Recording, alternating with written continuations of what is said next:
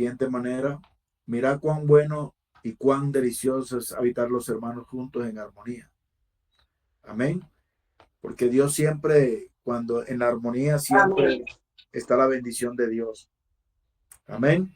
Bueno, amado, la semana pasada estuvimos viendo, hablando de lo que era la homilética, y quedó la segunda parte de esta por terminarla, y quedamos ahí donde habla un teólogo que se llama James D. Crane, que habla de los 5 propósitos de la predicación.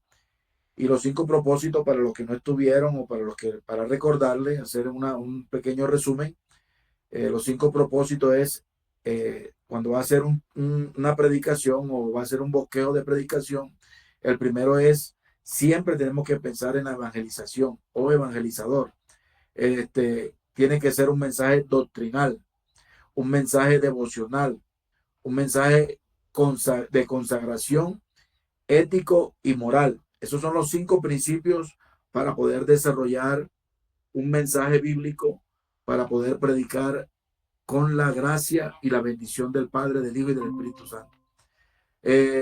Pero para nuestro efecto, clasificamos 3 propósitos de la predicación. El primer propósito lo hablábamos la semana pasada, que es el querigmático.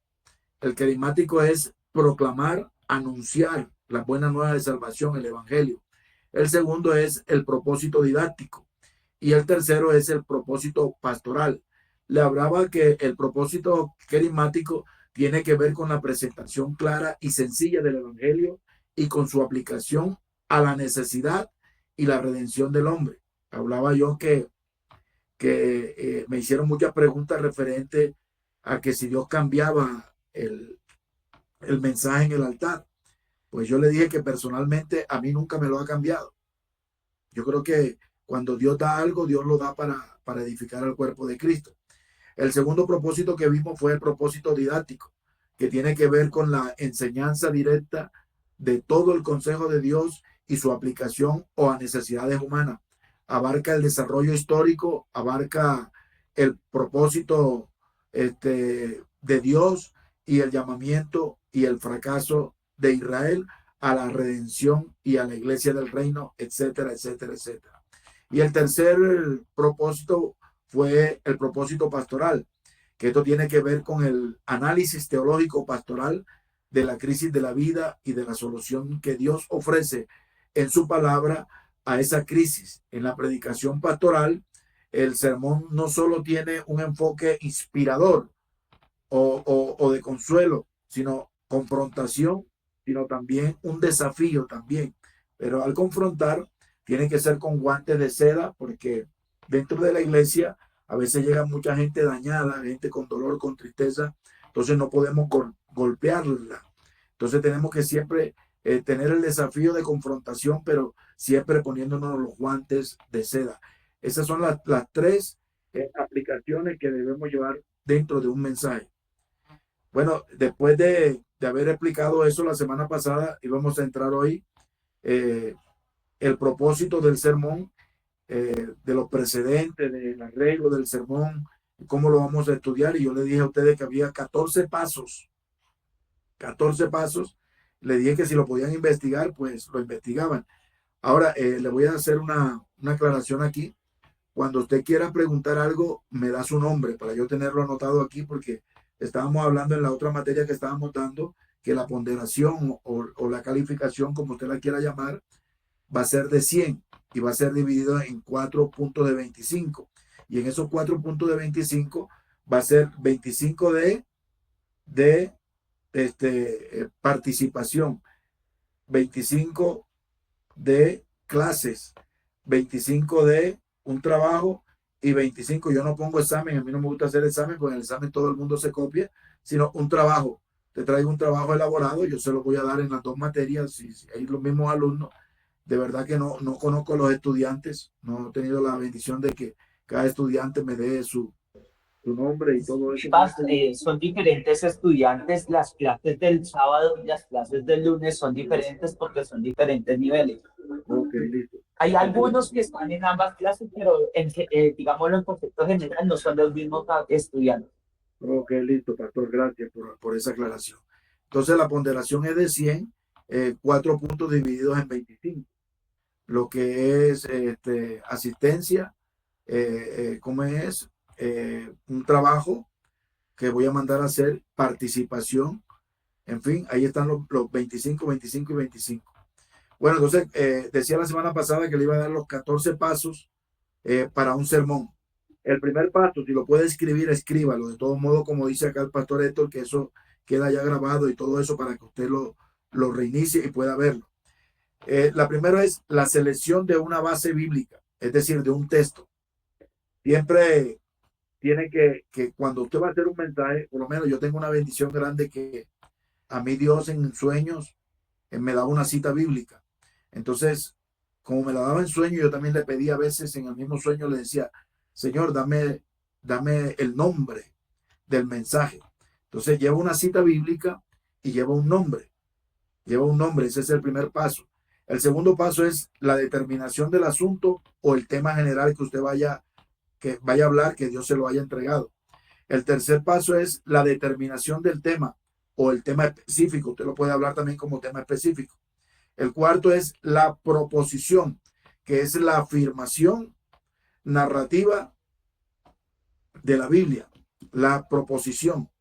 El quinto es la interrogante sermónica. Siempre una interrogante, eso se lo voy a explicar punto por punto hoy, voy a tratar de irlo más rápido. La interrogante del sermón tiene que ser ese espacio que usted deja a la gente que le está predicando a la iglesia, usted le deja ese interrogante. Oye, me gustó eso, pero ¿qué irá a decir ahora? Ahí usted no entiende en el momento, pero después usted lo va a entender. Esa es una base de lo que es el sermón. El sexto es la palabra clave, que también es importante la palabra clave.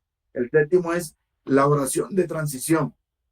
Muchos pastores, muchos predicadores usan primero la oración de transición.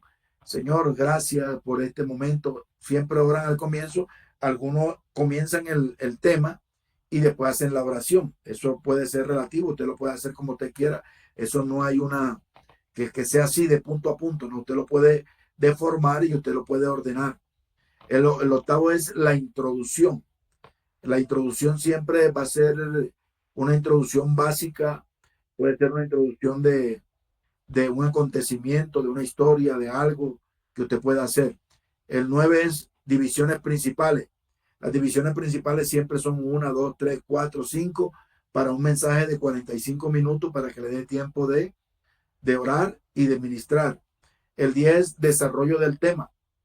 El desarrollo del tema siempre va a estar basado en la Biblia, siempre va a estar basado bíblicamente. Primero, en el primer punto, segundo punto, el desarrollo del tema que vaya en concordancia con otra base bíblica. El 11, la oración objetiva. La oración objetiva tiene que ver con el tema que estamos trabajando. Siempre con el tema que estamos desarrollando tiene que ser la oración objetiva. Usted no puede salirse dando un tema y usted va a orar por otra cosa. No, no. Eso no lo haga nunca porque eso no es el orden de Dios. El orden de Dios es que si usted está hablando de un tema del pecado, la oración objetiva tiene que ser referente al pecado. Si usted está predicando de santidad, la oración objetiva tiene que ser de santidad o de fe, si está predicando de fe y así sucesivamente. El punto número 12 es la conclusión.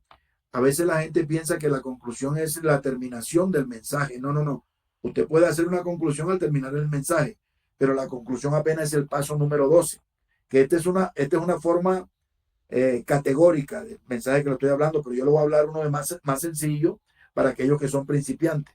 Entonces, el punto número 12 es conclusión. El número 13 es organización del sermón. O sea, ¿cómo organizó usted el sermón? Los puntos claves del sermón para llevártelo al auditorio, para que el auditorio esté en una expectativa. Y el punto número 14 es la presentación del sermón. Si me hago entender. Entonces, yo tengo para aquellas personas que todavía no se han montado en un atril o solamente van al púlpito y hacen una oración, pero todavía no tienen esa habilidad de predicar. Yo tengo una forma de homilética más facilita, que usted puede poner primero el tema. Te agarra una hojita, un cuaderno, donde usted lo quiera hacer, una computadora, o te pone primero tema. El tema, el tema siempre va a ser una sola frase, por lo menos la iglesia, la santidad, siempre es un título. El tema siempre es un título. Entonces, después del tema, usted va a poner un subtema. Entonces, ahí se va a referir, como el tema es la iglesia, o la santidad, o el pecado, o la fe. Eso usted no puede adaptarle más nada, porque ese es el título principal. Entonces, después del tema tiene que haber un subtema, que un subtema es como el desarrollo del tema. Es decir, la santidad de Dios. Usted le añade la santidad de Dios. La fe que Dios no la da, o la fe que Dios nos las entrega. Un ejemplo. Siempre el subtema es el desarrollo del tema. O sea, siempre es una oración. El subtema es una oración. Y la otra parte es cuando se habla de lo que es un título. El título también es mayúsculo. La santidad, la iglesia, el pecado, todo eso es un título. Entonces viene después un subtítulo, cómo salir del pecado. Si usted está hablando del tema, o el título es el pecado, cómo salir del pecado. Y así sucesivamente usted comienza. Después que usted tiene el tema o el título, si usted le quiere poner tema o título, cualquiera de los dos puede usar el tema, subtema, puede usar título y puede usar subtítulo. Entonces, después de eso viene la cita bíblica. Viene la cita bíblica, usted escribe la cita bíblica. Ahora que yo le explique todo esto, yo le voy a hacer un bosquejo para que usted me entienda. Después de eso viene la introducción. La introducción puede ser algo que tenga que ver con el tema y que tenga que ver con el subtema, con el desarrollo del tema, que es el subtema, la introducción. Después viene el paso número 1, el paso número 2. Antes del paso 1, antes del paso número 2, tiene que haber un desarrollo del tema. Es decir, usted va a buscar allí las citas bíblicas que tengan que ver con el pecado, que tengan que ver con santidad, con lo que usted esté predicando, tienen que ir adjuntos, desarrollarlo y decirlo. Si usted no se lo sabe, por lo menos porque hay personas que no manejan Biblia, no manejan, la Biblia dice en el capítulo tal, versículo tal, usted lo puede tener por escrito aparte y usted lo puede presentar al oyente. Entonces, después de allí viene el paso número 1. El paso número 1 siempre tiene que ver con el tema y con el subtema, o con el título o con el subtítulo. El paso número 1. Por lo tanto, Dios, hablándonos de santidad, conocí un hombre en la Biblia que era un hombre santo y hablaba de santidad. Ese es el primer paso. El segundo paso es similar, siempre a cada paso, poniendo 4 pasos, 5 pasos, dependiendo el tiempo que usted tenga para predicar. Los pasos tienen que ir referente al tema, referente a lo que usted está hablando. Usted no se puede salir en un bosquejo, salir de esos pasos. Usted se puede salir para dar una reflexión o usted dar algo que le haya acontecido referente a lo que usted está hablando. O sea, nunca usted se salga del tema. O sea, si usted va a dar por lo menos una referencia de algún acontecimiento o de algo, usted tiene que ser referente a eso, a lo que usted está hablando. Usted no puede hacer un arroz con mango. ¿Oyó? Si usted está hablando del arroz, tiene que hablar del arroz. Si usted está hablando de santidad, tiene que hablar de santidad. Y si usted se va a salir del tema, del desarrollo, del bosquejo, tiene que ver con el tema que usted está hablando. Usted no puede poner otros ejemplos, al menos que usted vaya a echar un chiste para hacer reír a la gente o algo, o romper el hielo en el momento, pues usted lo dice y se mete otra vez. Pero los pasos, estos 14 pasos, esto es para darlo ya en homilética 2. Pero yo se los estoy enseñando porque lo que yo tengo que hacer es enseñarle lo que es la verdadera homilética. Pero en estos puntos que yo tengo aquí, es lo más fácil, que usted lo puede escribir. Si quiere escribirlo, escríbalo. Primero es el tema, después viene el subtema, después viene desarrollo o introducción, después viene desarrollo, después viene paso 1, paso 2, paso 3, paso 4, paso 5, y después viene la conclusión. Entonces, en esa conclusión, usted va a hablar de algo referente a un acontecimiento.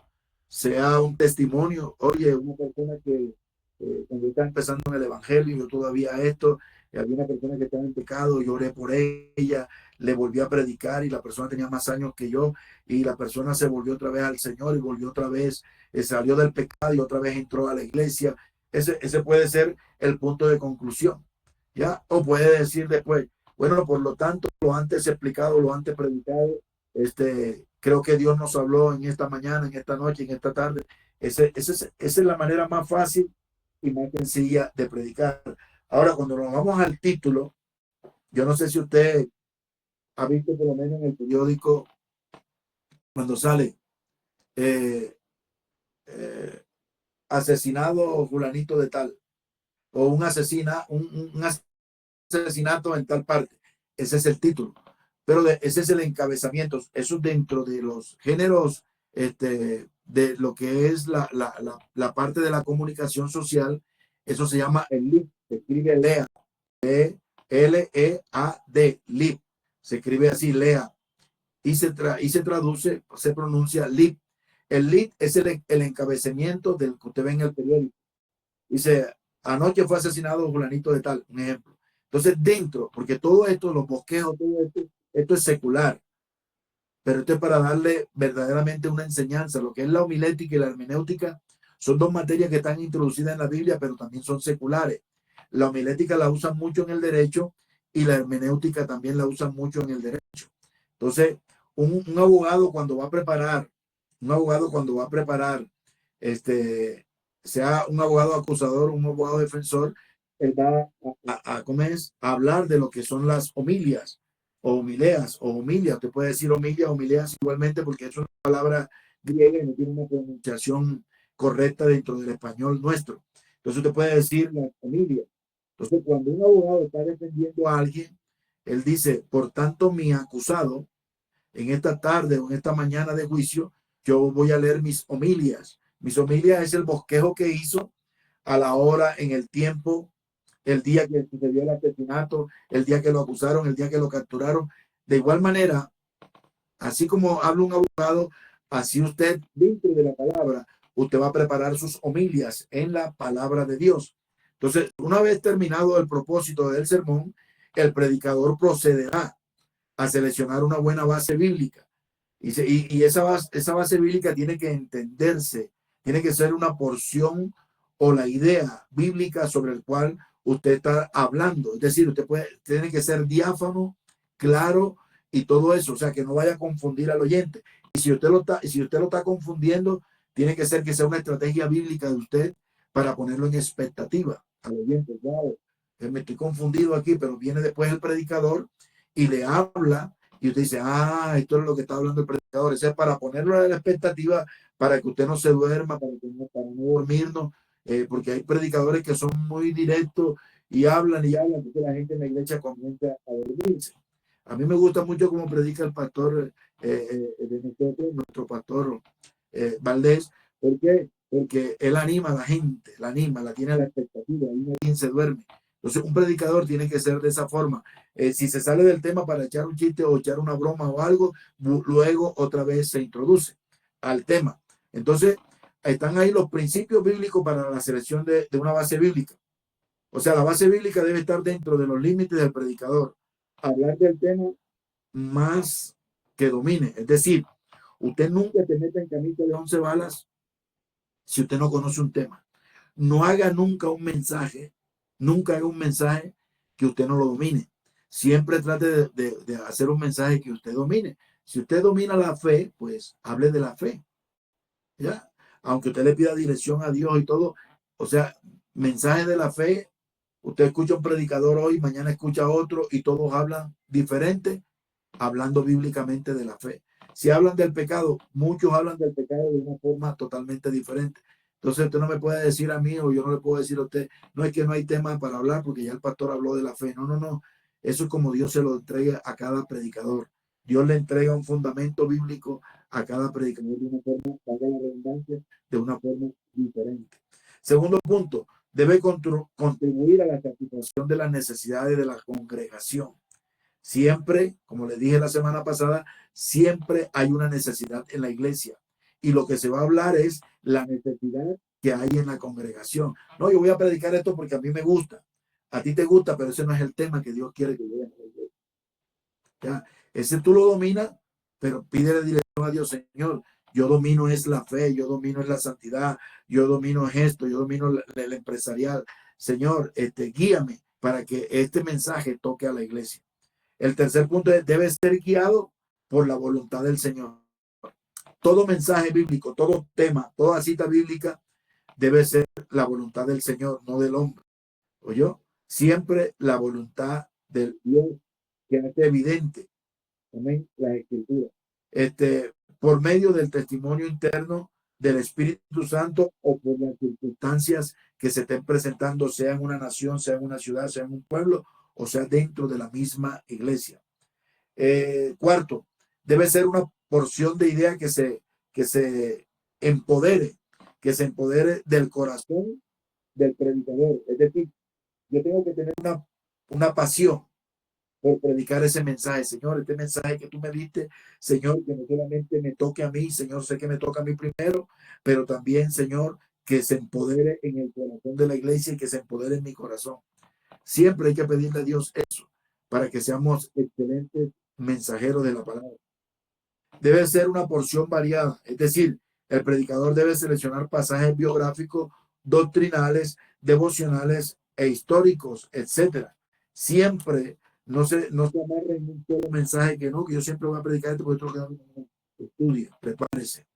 Entonces, la determinación de todo este asunto general o el tema general se conoce también como sujeto al tema general. El asunto del sermón siempre se va a hablar o se va a tratar en el pasaje que represente una área amplia, siempre amplia para los oyentes. El tema general, el cual se puede escoger un momento del tema también específico, sea por su amplitud, sea por su generalidad, sea por su asunto, siempre van a tender a ser limitados en número y normalmente son expresados en una sola palabra, ejemplos o asuntos de lo que usted puede agarrar para hacer un sermón.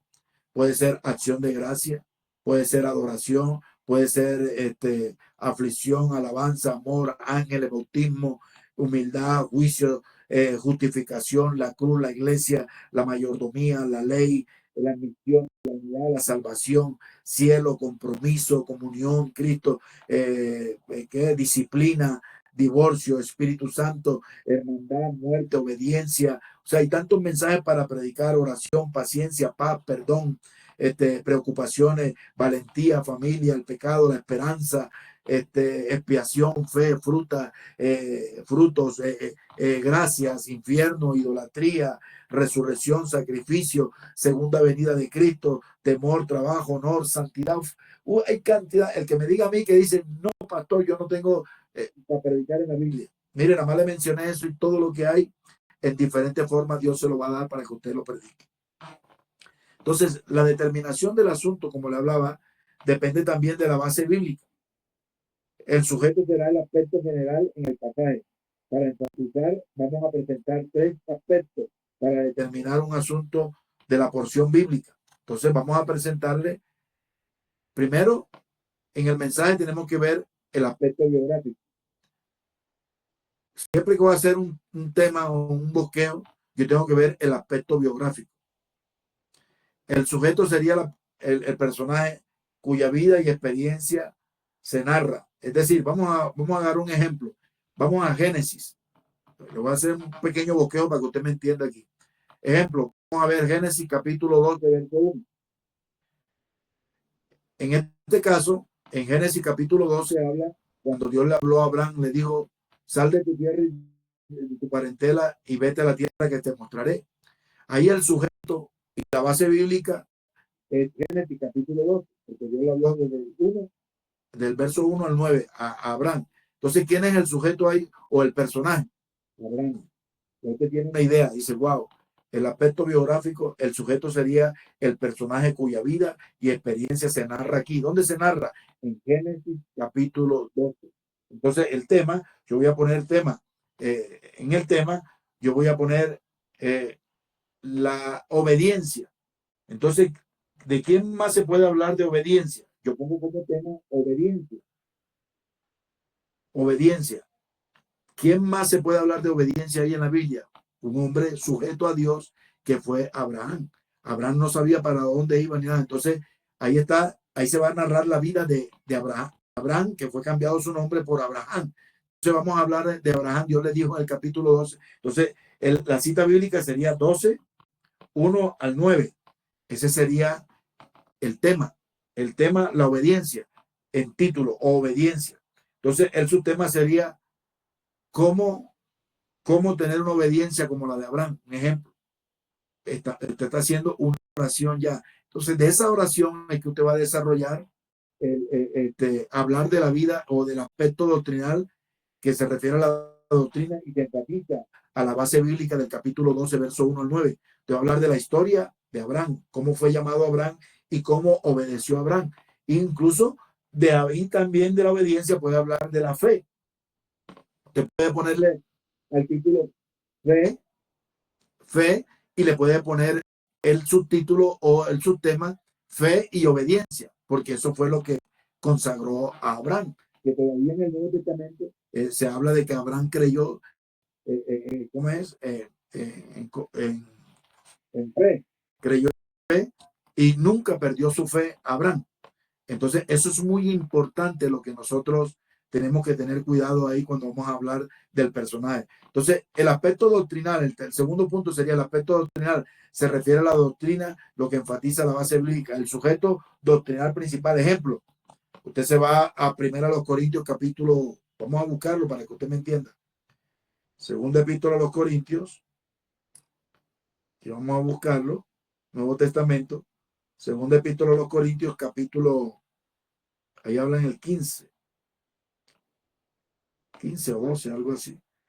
Dice que la vida está sujeta ahí a la resurrección, es decir, tiene un aspecto bíblico, tiene un aspecto ético y se refiere al concepto moral que enseña el ejemplo de Abraham.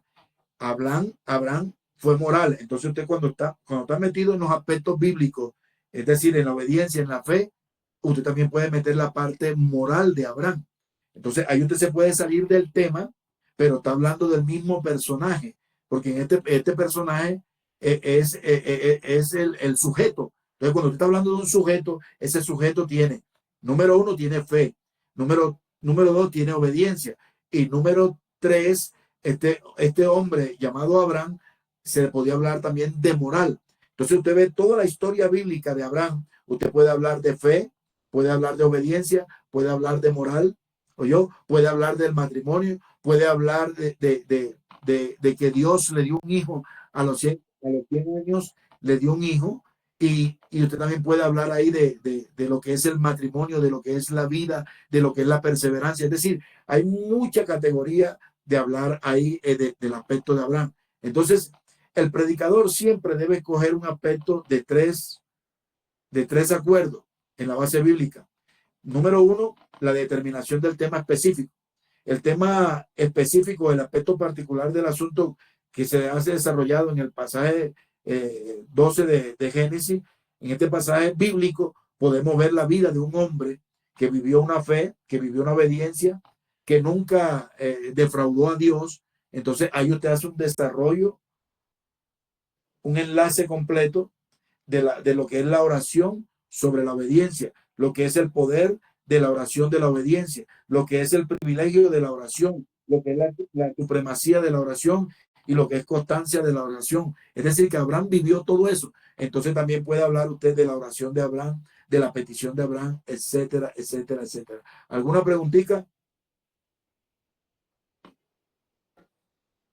¿Alguna pregunta?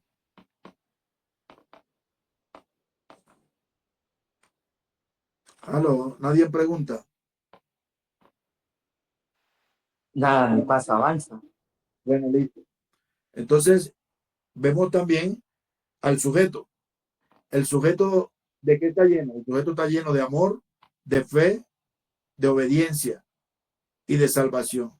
Entonces, el tema específico de ahí sería el amor de Dios sobre Abraham, la fe que agrada a Dios, todo lo que tuvo Abraham. Entonces, ahí ya vemos que Abraham salió de Ur de los Caldeos, ¿oyó? Y al salir de Ur de los caldeos eran idólatras. Entonces, ahí vemos las consecuencias de que si Abraham no hubiese salido de Ur de los Caldeos, fuera un idólatra, ¿oyó? Pero este hombre se especificó en lo que es el amor de Dios, lo que es la fe que le agradó a Dios, la obediencia, cambió la idolatría por la obediencia. Entonces, ahí usted puede continuar con ese tema de lo que es la oración por medio de la oración, la eficacia de la oración agradable, la oración consternada, la oración en honor de orar y seguir a Dios. Entonces, el mismo sujeto va a estar lleno de amor, de fe y de salvación. Entonces, ahí nos podemos dar cuenta que los temas en este pasaje del capítulo 12, del 1 al 9, usted tiene mucha tela por cortar, mucha tela. Entonces, en la conclusión del sermón, es algo como específico. Lo podríamos clasificar en dos formas. La proposición persuasiva, es decir, si estoy hablando de la fe de Abraham o estoy hablando de la obediencia de Abraham, yo tengo que tener ahí la proposición persuasiva. La persuasión persuasiva se trata de modificar o cambiar la actitud, la creencia de una persona al objetivo de la persuasión. Es decir, yo tengo que lograr que la gente que me está escuchando, los hermanos que me están escuchando, las personas que lleguen por primera vez, se vayan llenos de esa fe y se vayan llenos de esa obediencia que tuvo Abraham. Wow, Abraham tuvo una tremenda fe, yo quisiera tener esa fe. Pero ¿cómo? ¿Cómo voy a tener yo esa fe? Bueno, entonces ahí viene la proposición del deber. Se usa cuando el predicador desea persuadir al oyente y que debe hacer algo. Por ejemplo, cada persona debe aceptar a Cristo como Señor y Salvador. Ahí yo voy a medir si el mensaje que prediqué, el mensaje que me dio Dios, persuadió a las personas al reconocer a Cristo como nuestro único y suficiente Salvador. Es decir, cuando yo hago el llamado, oye, así como la fe de Abraham, yo creo que hoy tú tienes una fe como la de Abraham. Si tú quieres cambiar tu vida, si quieres transformar tu vida en este momento, yo creo que es el momento específico, yo creo que es el momento principal donde tú puedes cambiar tu vida. Cuando tú ves que la gente pasa, wow, es porque el mensaje llegó, persuadió. Entonces, el tercer punto sería la proposición de habilidad. Se usa cuando el predicador desea persuadir al oyente y puede hacer algo. Por ejemplo, cuando el ser humano puede ser partícipe de la salvación. Aparte de que estoy hablando de Abraham, yo voy a poner el ejemplo de lo que hablé atrás, de lo que dije. Oye, Abraham era de Ur de los Caldeos, Abraham no era judío, Abraham no era hebreo. Sin embargo, Dios lo llamó y se convirtió en padre de multitudes. Hoy también tú, no importa en la condición que estés, si eres blanco, si eres negro, si eres ladrón, si eres esto, también Dios puede hacer algo grande contigo. Este es la proporción y la habilidad que se busca. Cuando el predicador, valga la redundancia, ha predicado un buen mensaje, entonces puede ser partícipe, tú puedes ser también partícipe del llamado como Abraham, puedes ser partícipe de la salvación porque Cristo también murió por ti en la cruz. Entonces la gente va a pasar porque va a ser persuadida a través, primero de la palabra, primero a través de la revelación del predicador que Dios le entregó. Y segundo, el predicador tiene que tener esa habilidad también de persuadir a la gente a través del mensaje. Estoy diciendo en lo humano, estoy diciendo a través de la Biblia, a través de la palabra. Pues yo, entonces eso es muy bueno también. ¿Alguien quiere conversar algo por ahí?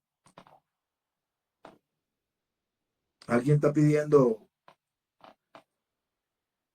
Y por último, en esta parte sería la proporción del valor.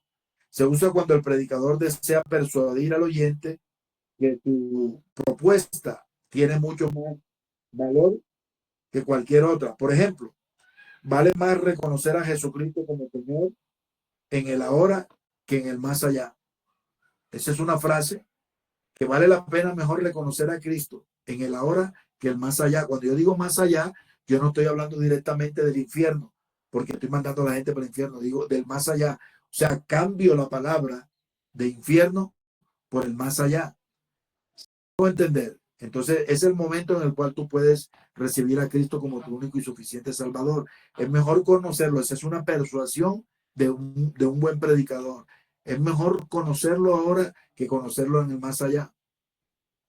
Entonces puedo meter una cita bíblica que en el Seol, ¿quién te conocerá? Que ya hace la conclusión. En el Seol, ¿quién te alabará? El Seol, en el infierno, ¿quién te alabará? La gente enseguida se persuade y dice, wow, yo mejor lo acepto y lo reconozco ahora. A través del poder de Dios, a través de la unción, a través de la palabra y a través de la persuasión bíblica que Dios le dio al predicador, la gente va a reconocer a Cristo como su único y suficiente Salvador. Esa ya es la parte de la conclusión. Y la proposición didáctica es aquella que tiene como fin enseñar e informar cuando se usa la construcción del sermón, que debe llevar un empuje personal. Por ejemplo, el capítulo 2 de la epístola de Santiago desarrolla el concepto ético de la fe. No sé si ustedes lo han leído. Y eso subraya varios aspectos negativos de la fe. Sin obras, dice, sin fe es imposible agradar a Dios. Entonces, si estoy hablando de la fe, dice, por tanto, si usted ha tenido fe, reconoce a Cristo como su único y suficiente Salvador. Entonces, algunos ejemplos del sujeto, del tema y de la proposición es el ministro. El ministro siempre tiene que hablar de familia, tiene que hablar de sanidad, tiene que hablar de una familia unida, tiene que hablar de sanidad plena. El ministerio debe depender de Dios, no de uno mismo. El ministerio depende de Dios, es decir, todo lo que tengo que predicar tiene que venir de parte de Dios. Usted nunca haga un mensaje en su propia mente, en su propio yo, jamás. Y por último, es mejor que el cristiano siempre, como pastor, como predicador, es mejor el cristiano que siempre tenga una familia, como la tuvo Abraham, como la tuvo Saraí, esposos, tuvieron un hijo, y de ahí vino el Mesías, vino todo esto. En fin, usted ya sabe más o menos, pero los pasos principales, se lo repito, los pasos principales son el tema, el tema, el subtema, cita bíblica, introducción o desarrollo del tema, paso 1, paso 2, paso 3, paso 4. Y si lo va a hacer con título, usted que me va a preguntar qué diferencia hay en el título y qué hay diferencia en el tema. Y el otro es título, subtítulo, cita bíblica, desarrollo, ¿oyó? Paso 1, paso 2, paso 3, paso 4 y conclusión. Esa es la mejor forma, más sencilla de usted hacer un mensaje homilético. Entonces, cuando ya llegamos acá a la parte de la palabra clave, de todo lo que le he dado la semana pasada, la palabra clave es una herramienta homilética de mayor valor práctico, estructural. Una de sus grandes valores es el hecho de que la claridad y la singularidad del mensaje, esa es la palabra clave. Esto es lo que va a desarrollar. Yo no sé si usted ha visto la Biblia de estudio, usted dice palabra clave, ese es el sustento y la singularidad del mensaje. Esa es la palabra clave. Sirve, la palabra clave sirve de respuesta a la interrogancia del sermón. Siempre la gente va a estar en la expectativa, esa es la palabra clave. O usted la puede poner por aparte, usted puede ponerla ahí debajo del sermón, palabra clave. Es decir, que eso es lo que va del sermón. La palabra clave caracteriza cada una de las divisiones principales del sermón. La palabra clave es el tema fundamental de lo que va a tocar los corazones de las personas que son los oyentes. Es la parte vital, es como el corazón. La palabra clave es el corazón del sermón. Es decir, usted tiene que tenerlo como se habla por ahí, vamos a hablarlo así, un as bajo la manga.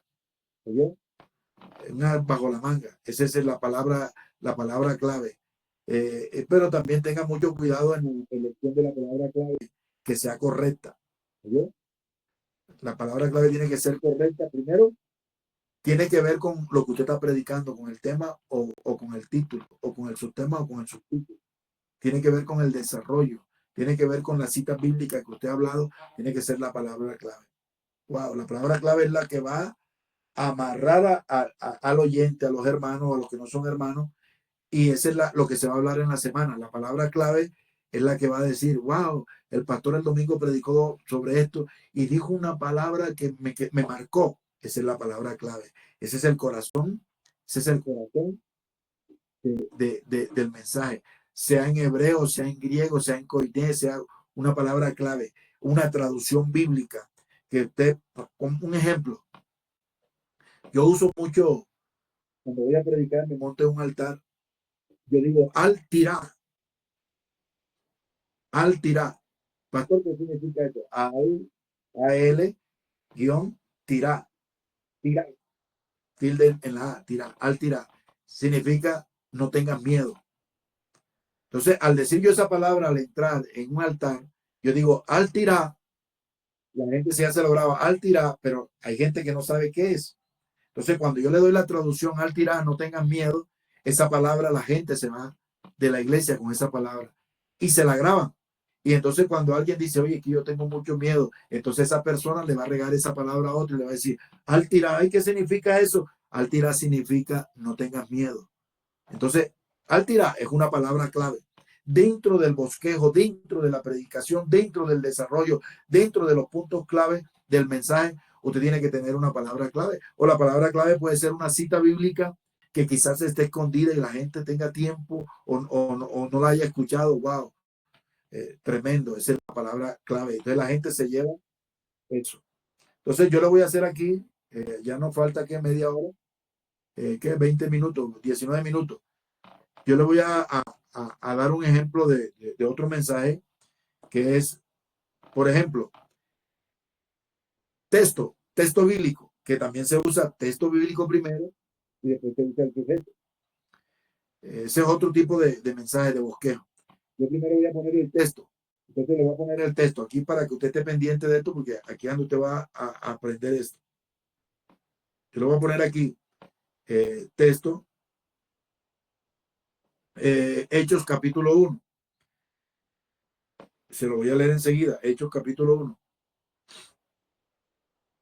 Hechos 1:8. Dice de la siguiente manera, pero recibiréis poder cuando haya venido sobre vosotros el Espíritu Santo y me seréis testigos en Jerusalén, en toda Judea y en toda Samaria, hasta lo último de la tierra. Estoy leyendo un capítulo y un versículo. Entonces de ahí voy a hacer yo el bosquejo. Texto, Hechos capítulo 1. Fíjese que ya no estoy entrando por tema, ni estoy entrando por título, estoy entrando por el texto. Texto, Hechos capítulo 1, verso 8. Ya se lo leí. Y el segundo sería el sujeto. ¿Quién es el sujeto aquí? La iglesia. ¿Quién es el sujeto aquí? La iglesia, porque dice, pero recibiréis poder cuando haya venido sobre vosotros el Espíritu Santo y me seréis testigos en Jerusalén, en toda Judea, en Samaria, hasta lo último de la tierra. Aquí, ¿quién es el sujeto? Primero es el texto, Hechos capítulo 1, verso 8. El segundo es el sujeto, la iglesia. Entonces después viene el tema. En tercer punto viene el tema. Esta es otra forma de bosqueo para que usted también se lo aprenda. Primero el texto, Hechos capítulo 1, verso 8. Si quiere escribirlo, escríbalo. El sujeto es la iglesia. Y después viene el tercer punto, que es el tema, lo que corresponde a la iglesia. ¿Qué corresponde a la iglesia? El poder. Y recibiréis poder cuando haya venido sobre vosotros el Espíritu Santo. Tema, lo que corresponde a la iglesia. La proposición, ¿cuál sería? Cada cristiano, aquí hago una oración proporcional. Cada cristiano debe conocer qué le corresponde. Cada cristiano debe conocer qué corresponde. ¿De dónde? Dentro de la iglesia, porque la iglesia es el sujeto. O sea, usted es el sujeto, porque usted es iglesia. Si me hago entender, no es la estructura, es usted como iglesia. Entonces dice, cada cristiano debe conocer lo que le corresponde. Entonces usted va a poner ahí una interrogante. El cuarto punto, ¿por qué? Primero es texto, Hechos 1:8. Segundo, el sujeto, la iglesia. Tercer punto, el tema, lo que corresponde a la iglesia. El cuarto punto es la proposición o la oración proporcional. Cada cristiano debe conocer lo que le corresponde. Entonces, el cuarto punto es, o el quinto punto es, ¿por qué? Ahí tenemos una interrogante. Y después viene beneficio. Entonces usted lo va a decir, ¿por qué? Porque la iglesia sin poder no es nada. ¿Cómo podemos echar al enemigo de la iglesia si no tenemos poder? Entonces, por eso Cristo le está dando la revelación aquí al apóstol Pablo de una manera especial aquí en Hechos capítulo 1. Dice, pero recibiréis poder cuando ha venido sobre vosotros el Espíritu Santo y me seréis testigos en Jerusalén, en toda Judea, en Samaria, hasta lo último de la tierra, hasta el tiempo de hoy. Entonces, ¿por qué? Porque la iglesia necesita el poder de Dios. Es decir, nosotros como iglesia necesitamos el poder de Dios. Sin el poder de Dios no podemos obtener nada. Entonces usted ahí le mete lo que usted quiera, lo que Dios le revele y todo eso. Entonces, beneficio de tener el poder, porque podemos echar fuera demonios, podemos hollar serpientes y escorpiones, siempre y cuando usted no va, dice, yo voy a agarrar una culebra porque, no. En el momento usted la puede agarrar y usted es inocente en esa parte. Pero si usted la quiere agarrar, ahí hay un peligro ya. Entonces, para ayudar al predicador en el descubrimiento de la palabra clave o apropiada, relacionamos algunas de las palabras claves que se usan comúnmente en las oraciones de transición. Esa es una oración de transición. Entonces, en la oración de transición, nosotros vamos a ver palabras clave. Es decir, te va a haber lugares de muchas maneras, de muchos medios, muchos modelos, muchos motivos, muchas objeciones, muchos objetos, muchas observaciones, muchos obstáculos. Usted va a ver, todo eso lo va a ver usted. Entonces, hay probabilidades, propósitos, previsiones, proyectos, pruebas, rasgos, razones. Va a haber reacciones, realidades, recomendaciones, recompensas, reglas, respuestas, riesgos, sentimientos. Todo esto lo abarca un predicador. Entonces, cuando ya usted tiene todo eso, usted se va a la oración de transición. ¿Qué es la oración de transición? Ya se lo dije al principio, si usted está guardando todo, la oración de transición es un puente, es un puente retórico que vincula la proposición con las divisiones principales del sermón. Ejemplo, las referencias bíblicas del sermón pueden también ir incluidas en la oración transicional. La oración transicional tiene tres partes. La oración de transición o transicional. La palabra clave que se la dije al principio. La interrogante o el sustituto. Y la proposición. Ejemplo, proposición. La tentación puede ser resistida. Interrogante, ¿cómo? Bueno, bajo el poder de Dios, la Biblia dice, en auxilio usted dice el versículo bíblico, la Biblia dice, resistir al diablo y huirá de vosotros. Pero hay que estar en santidad. Palabra clave, condiciones. La oración transicional dice que la tentación puede ser resistida con las siguientes indicaciones. Número 1, cada persona debe aceptar el amor de Dios. Número 2, la persona debe creer de que está llena del poder de Dios. Número 3, debe estar en santidad. Número 4, dice ¿cómo es? Resistir al diablo y huirá de vosotros. Entonces, esos interrogantes tienen un porqué, un cuándo, tienen razones. Y la organización transicional, por varias razones, se tiene que sustituir siempre por la palabra. Hay una palabra implicadas en esto, que es principalmente cada persona debe aceptar el amor de Dios. Ejemplo, vámonos otra vez a Hechos, capítulo 1. Te dije, el texto, Hechos 1, ¿de qué está hablando? De que recibiréis poder cuando venga sobre vosotros el Espíritu Santo. La tercera persona que la hablamos nosotros y sabemos, la tercera que no es la tercera, sino que siempre todos son primeros. La tercera persona de la Trinidad, que es el Espíritu Santo, que es el que nos da el poder. Lo que le corresponde a la iglesia, lo que le corresponde el porqué y los beneficios de reconocer al Espíritu Santo. Entonces, todas esas explicaciones tenemos que dárselas a la iglesia. Cada división principal del sermón, como le dije al principio, cada división del sermón tiene que llevar el tema, la cita bíblica, la introducción, el desarrollo, paso 1, paso 2, paso 3 y una oración transicional, que la oración transicional es la que siempre va a mover a la iglesia. Entonces, hay objetivos también dentro de la iglesia. Usted sabe lo que es un objetivo. Hay objetivos ordinales. El primer lugar o el segundo lugar o el tercer lugar o el primer lugar o el segundo o el tercero tiene objetivos ordinales. Y también por medio de la palabra clave, el pueblo gobernado por Zorobabel, un ejemplo, es un pueblo que sigue un camino de egoísmo, primer punto, fuera de la voluntad de Dios y sin la protección de Dios, cuando nosotros nos vamos a otros dioses ajenos. Entonces, todo eso es explícito, todo eso de ejemplos, la iglesia tiene que ver con el desarrollo de la iglesia y el crecimiento de la iglesia a través de todos los mensajes bíblicos que tengamos que ver. Siempre tiene que haber una oración objetiva, propósito de una oración. Una de las conclusiones del sermón, siempre en la última parte del sermón, que ya usted vea que usted está terminando, que ya el tiempo se le está acabando, en la última parte del sermón, usted tiene que ver un desenlace final del sermón, donde queda claro por qué de la palabra proposición o de la palabra clave. Entre los propósitos de la conclusión mencionaremos cuatro ejemplos. Usted puede resumir las ideas principales del sermón, refrescar la mente del auditorio. Por tanto, ya habiendo hablado de la santidad, o haber hablado de la fe, usted hace como especie de un resumen ahí. El segundo, producir el impacto final, la memoria de los oyentes con la verdad expuesta. Escúcheme, la verdad del oyente con la verdad expuesta. El tercero sería sugerir un camino de acción, sea a medio forma o a una forma entera. Por tanto, si ya hemos hablado de santidad, yo creo que estamos en el momento principal de arrepentimiento, se puede decirlo también.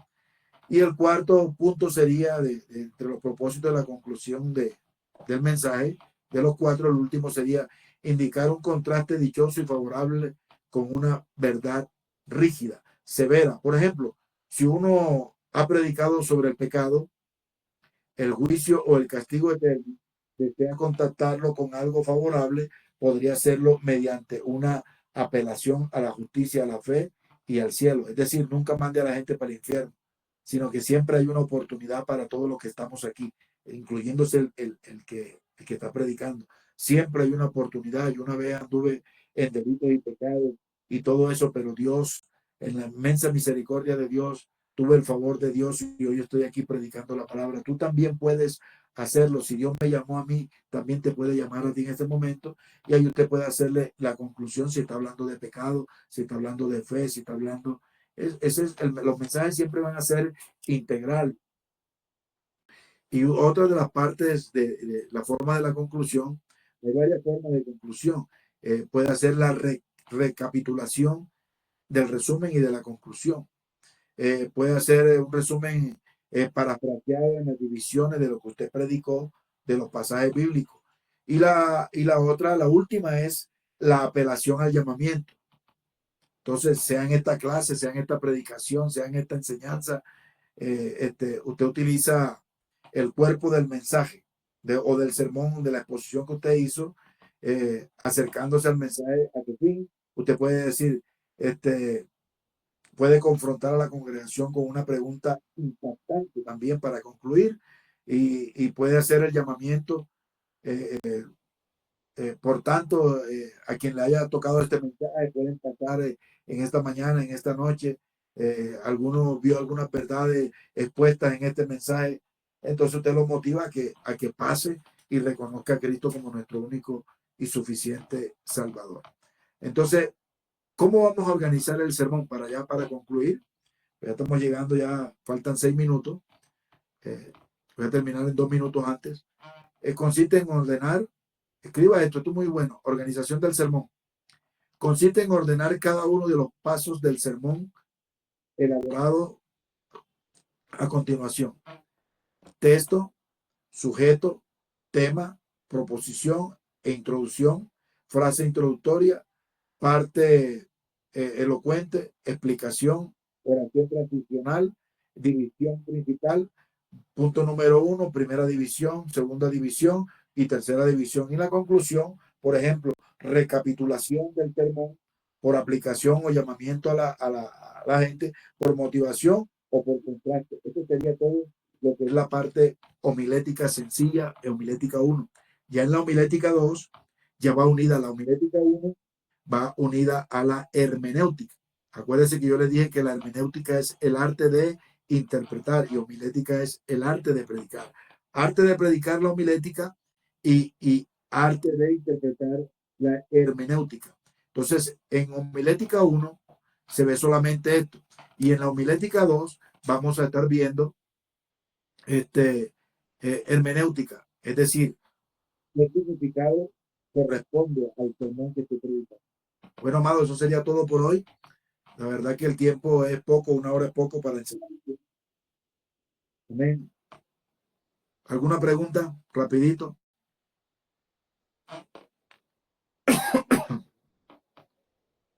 ¿Alguna pregunta? Bueno, gracias a Dios hasta ahora todo está claro y ajá, esperemos ahora la respuesta, pero todo explicado y todo así que uno pueda aprender más, Dios mío, todo tan bien explicado, lo felicito y que Dios le siga derramando más sabiduría para que siga enseñando. Amén, amén, amén. Bueno, de todo modo, el pastor Héctor le va a tomar el nombre a cada uno, porque ya me enteré de que aquellos son otros estudiantes y otros acá. Entonces, ya sabe que la ponderación o la calificación es sobre 25 puntos cada participación, el trabajo, la asistencia, etcétera. Es una participación de 100 y ahí le estaremos mandando las notas. Sería de gran bendición. Entonces, bueno, lo demás lo hará el pastor. No sé, el pastor Héctor se